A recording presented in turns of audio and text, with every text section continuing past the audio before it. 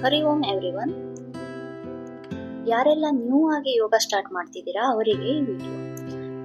ನೀವು ಬಿಗಿನರು, ನಿಮಗೆ ಗೊತ್ತಾಗ್ತಿಲ್ಲ ಯಾವ್ಯಾವ ಎಕ್ಸರ್ಸೈಸ್ ಅನ್ನ ಇನ್ಕ್ಲೂಡ್ ಮಾಡ್ಕೊಬೇಕು ನಿಮ್ಮ ಯೋಗ ಪ್ರಾಕ್ಟೀಸ್ ಅಲ್ಲಿ ಎವ್ರಿ ಡೇ ಅಂತ ಗೊತ್ತಾಗಿಲ್ಲ ಅಂದ್ರೆ, ಅಥವಾ ಒಂದು ಹಾಫ್ ಆನ್ ಅವರ್ ಟೈಮ್ ಅಲ್ಲಿ ಬಾಡಿಯ ಎವ್ರಿ ಪಾರ್ಟ್ಗೆ ನಿಮಗೆ ಎಕ್ಸರ್ಸೈಸ್ ಬೇಕು ಅಂದ್ರೂ ಕೂಡ ಹೆಲ್ಪ್ ಆಗುತ್ತೆ ಈ ವಿಡಿಯೋ.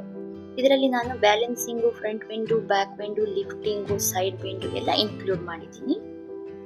ಇದು ಟ್ರೀ ಪೋಸ್ ಮಾಡೋದ್ರಿಂದ ನಿಮಗೆ ನಿಮ್ಮ ಬಾಡಿ ಬ್ಯಾಲೆನ್ಸ್ ಚೆನ್ನಾಗಿ ಆಗುತ್ತೆ. ಮೈಂಡ್ ಅಂಡ್ ಬಾಡಿ ಸಿಂಕ್ರನೈಸ್ ಆಗಕ್ಕೆ ಇದು ಹೆಲ್ಪ್ ಮಾಡುತ್ತೆ. ಫ್ಯೂ ಸೆಕೆಂಡ್ಸ್ ಸ್ಟೇ ಮಾಡೋದನ್ನು ಅಭ್ಯಾಸ ಮಾಡಬಹುದು. ಇದು ಈಗಲ್ ಪೋಸ್, ಗರುಡಾಸನ. ಇದು ಅಷ್ಟೇ ಬ್ಯಾಲೆನ್ಸಿಂಗ್ ಅಂಡ್ ಫೋಕಸ್ಸಿಗೆ ತುಂಬಾ ಹೆಲ್ಪ್ ಮಾಡುತ್ತೆ. ಆರ್ಮ್ಸು, ಕೋರ್ ಅನ್ನ ಸ್ಟ್ರಾಂಗ್ ಮಾಡಿ ಹಿಪ್ ಮತ್ತೆ ಶೋಲ್ಡರಿನ ಫ್ಲೆಕ್ಸಿಬಿಲಿಟಿಯನ್ನ ಇದು ಜಾಸ್ತಿ ಮಾಡುತ್ತೆ. ಸ್ಟ್ರೆಸ್ ಮತ್ತೆ ಟೆನ್ಷನ್ ಇದ್ರು ಅದರಿಂದ ರಿಲ್ಯಾಕ್ಸ್ ಆಗಕ್ಕೆ ಇದು ಹೆಲ್ಪ್ ಆಗುತ್ತೆ. ಫ್ಯೂ ಸೆಕೆಂಡ್ಸ್ ಬೋತ್ ಲೆಗ್ ಅಲ್ಲಿ ನೀವು ಸ್ಟೇ ಮಾಡಬೇಕು. ನೆಕ್ಸ್ಟ್ ಬಂದ್ಬಿಟ್ಟು ಪ್ರಸಾರಿತ ಪಾದಹಸ್ತಾಸನ. ಇದು ನಮ್ಮ ಲೆಗ್ ಮತ್ತೆ ಕೋರ್ ಅನ್ನ ಟೋನ್ ಮಾಡಿ ನಮ್ಮ ಬ್ರೈನ್ಗೆ ಚೆನ್ನಾಗಿ ಬ್ಲಡ್ ಸರ್ಕ್ಯುಲೇಷನ್ ಆಗಕ್ಕೆ ಹೆಲ್ಪ್ ಮಾಡುತ್ತೆ. ಜೊತೆಗೆ ಸ್ಪೈನ್ ಮತ್ತೆ ಹಾರ್ಟ್ ಸ್ಟ್ರಿಂಗಿಗೆ ಒಳ್ಳೆ ಸ್ಟ್ರೆಚಸ್ ಅನ್ನ ಕೊಟ್ಟು ನಮ್ಮ ಫ್ಲೆಕ್ಸಿಬಿಲಿಟಿಯನ್ನ ಇನ್ಕ್ರೀಸ್ ಮಾಡುತ್ತೆ. ಸ್ಟ್ರೆಸ್ ಅನ್ನು ಕೂಡ ಇಮಿಡಿಯೇಟ್ ಆಗಿ ಇದು ರಿಲೀಸ್ ಮಾಡುತ್ತೆ. ಚೆನ್ನಾಗಿ ಬ್ರೀದಿಂಗ್ ಮಾಡ್ತಾ ಫ್ಯೂ ಸೆಕೆಂಡ್ಸ್ ಸ್ಟೇ ಮಾಡೋದನ್ನ ಅಭ್ಯಾಸ ಮಾಡ್ಕೊಬೇಕು. ನೆಕ್ಸ್ಟ್ ಬಂದ್ಬಿಟ್ಟು ತ್ರಿಕೋಣಾಸನ. ಟ್ರಯಾಂಗಲ್ ಪೋಸ್ ಮಾಡೋದ್ರಿಂದ ನಮ್ಮ ಕೋರು ಮತ್ತೆ ಲೆಗ್ ಸ್ಟ್ರಾಂಗ್ ಆಗಿ ನಮ್ಮ ಫೋಕಸ್ಸು, ಡೈಜೆಷನ್ ಮತ್ತೆ ಬ್ಯಾಲೆನ್ಸ್ ಮೂರನ್ನು ಇದು ಇಂಪ್ರೂವ್ ಮಾಡುತ್ತೆ. ಜೊತೆಗೆ ಬ್ಯಾಕ್ ಪೇನು, ಸ್ಟಿಫ್ನೆಸ್ ಇದ್ರೆ ಅದನ್ನ ರಿಲೀಸ್ ಮಾಡೋಕೆ ಇದು ಹೆಲ್ಪ್ ಮಾಡುತ್ತೆ. ಜೊತೆಗೆ ಎನರ್ಜೆಟಿಕ್ ಆಗ್ತೀವಿ.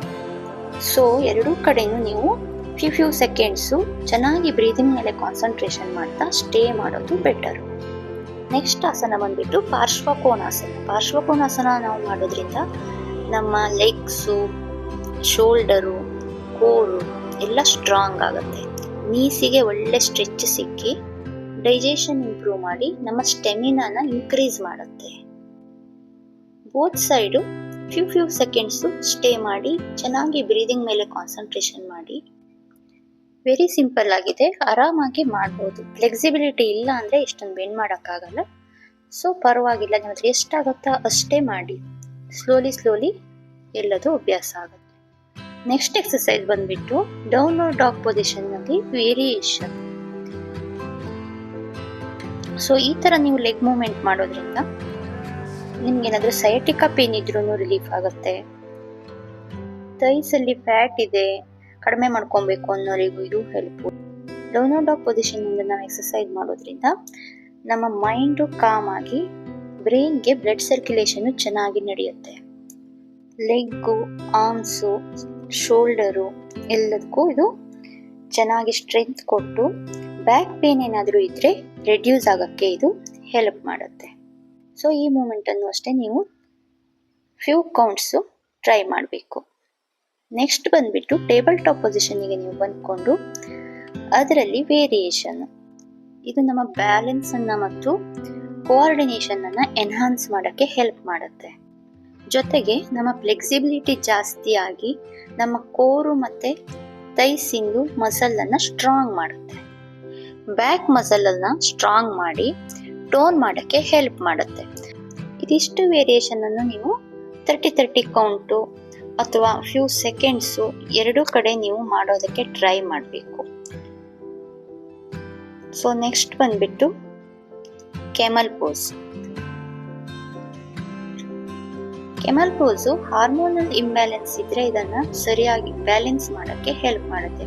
ಅದರಲ್ಲೂ ನಿಮಗೆ ಥೈರಾಯ್ಡ್ ಹಾರ್ಮೋನ್ ಇಂಬ್ಯಾಲೆನ್ಸ್ ಆಗಿದೆ ಅಂದರೆ ಇದನ್ನು ನೀವು ರೆಗ್ಯುಲರ್ ಆಗಿ ಮಾಡಬೇಕು. ಜೊತೆಗೆ ಡೈಜೆಷನ್ ಅನ್ನ ಇಂಪ್ರೂವ್ ಮಾಡಿ ಫ್ಲೆಕ್ಸಿಬಿಲಿಟಿಯನ್ನ ಜಾಸ್ತಿ ಮಾಡಿ, ಜೊತೆಗೆ ಶೋಲ್ಡರು ಮತ್ತೆ ಬ್ಯಾಕ್ಗೆ ಸ್ಟ್ರೆಂತ್ ಅನ್ನ ಕೊಡುತ್ತೆ.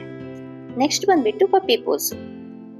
ಇದು ನಮ್ಮ ಅಪ್ಪರ್ ಬಾಡಿ ಫ್ಲೆಕ್ಸಿಬಿಲಿಟಿಯನ್ನ ಜಾಸ್ತಿ ಮಾಡಿ ನಮ್ಮ ಮೈಂಡ್ ಅನ್ನ ಕಾಮ್ ಮಾಡಿ ಸ್ಟ್ರೆಸ್ ಅನ್ನ ರಿಡ್ಯೂಸ್ ಮಾಡುತ್ತೆ. ಮತ್ತೆ ಬ್ಯಾಕ್ ಪೇನ್ ಇದ್ದವರಿಗೂ ಇದು ಒಳ್ಳೆ ಎಕ್ಸರ್ಸೈಸು. ನಮ್ಮ ಶೋಲ್ಡರು, ಸ್ಪೈನ್ ಎಲ್ಲ ಸ್ಟ್ರೆಚ್ ಆಗಿ ನೆಕ್ಕಲ್ಲಿ ಏನಾದರೂ ಟೆನ್ಷನ್ ಇದ್ರೆ ಅದು ರಿಲೀಸ್ ಆಗುತ್ತೆ.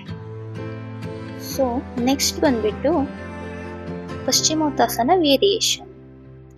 ಇದೂ ಅಷ್ಟೇ ನಮ್ಮ ಸ್ಪೈನು ಮತ್ತು ಹಾರ್ಮ್ ಅನ್ನ ಡೀಪ್ ಆಗಿ ಸ್ಟ್ರೆಚ್ ಮಾಡಿ ಫೆಟಿಗೂ ಏನಾದರೂ ಇದ್ರೆ ರಿಲೀಸ್ ಮಾಡಿ ಫೋಕಸ್ ಅನ್ನ ಎನ್ಹಾನ್ಸ್ ಮಾಡುತ್ತೆ. ಜೊತೆಗೆ ನಮ್ಮ ಡೈಜೆಷನ್ ಪವರ್ ಅನ್ನ ಇಂಪ್ರೂವ್ ಮಾಡಿ ಮೈಂಡ್ ಅನ್ನ ಕಾಮ್ ಅಂಡ್ ಕೂಲ್ ಆಗಿ ಇಡಕ್ಕೆ ಹೆಲ್ಪ್ ಮಾಡುತ್ತೆ. ನಮಗೆ ಡೈಜೆಷನ್ ಚೆನ್ನಾಗಿ ಆಗ್ತಿದೆ, ನಮ್ಮ ಲಿವರ್ ಹೆಲ್ತ್ ಚೆನ್ನಾಗಿದೆ ಅಂದರೆ ನಾವು ಕಾಮ್ ಅಂಡ್ ಕೂಲ್ ಆಗಿ ಇರ್ತೀವಿ. ನಾವು ಸ್ಟ್ರೆಸ್ಫುಲ್ ಆಗಿದ್ದೀವಿ ಅಂದರೆ ನಮ್ಮ ಡೈಜೆಷನ್ ಮೇಲೆ ಅದು ಇಂಪ್ಯಾಕ್ಟ್ ಆಗೋದು. ಇದು ಬಟರ್ಫ್ಲೈ ಪೋಸ್.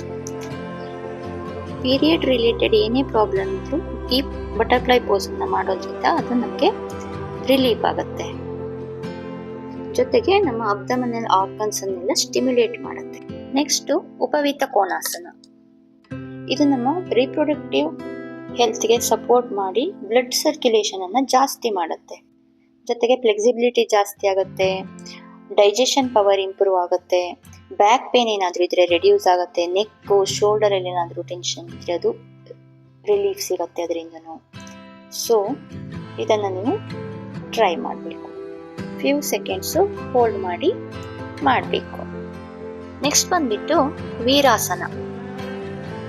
ವೀರಾಸನ ಮಾಡೋದ್ರಿಂದ ನಮ್ಮ ಆ್ಯಂಕಲ್ಲು, ನೀಸು, ಶೋಲ್ಡರ್ಸಿಗೆಲ್ಲ ಗುಡ್ ಸ್ಟ್ರೆಚ್ ಸಿಗುತ್ತೆ.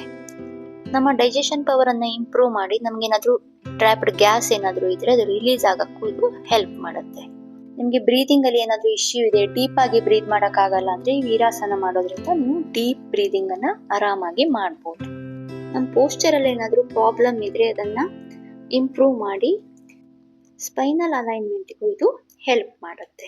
ಇದೆಲ್ಲದನ್ನು ಅಷ್ಟೇ ನೀವು ಆರಾಮಾಗಿ ಟೈಮ್ ಕೊಟ್ಟು ಮಾಡಬೇಕು. ಎಲ್ಲೂ ಹರಿಬರಿ ಮಾಡ್ಕೊಳ್ದೆ ನಿಧಾನಕ್ಕೆ ಬ್ರೀದಿಂಗ್ ಮೇಲೆ ಕಾನ್ಸಂಟ್ರೇಷನ್ ಮಾಡಿ ಮಾಡ್ತಾ ಹೋಗಿ ಒಳ್ಳೆ ರಿಸಲ್ಟು ಸಿಗುತ್ತೆ.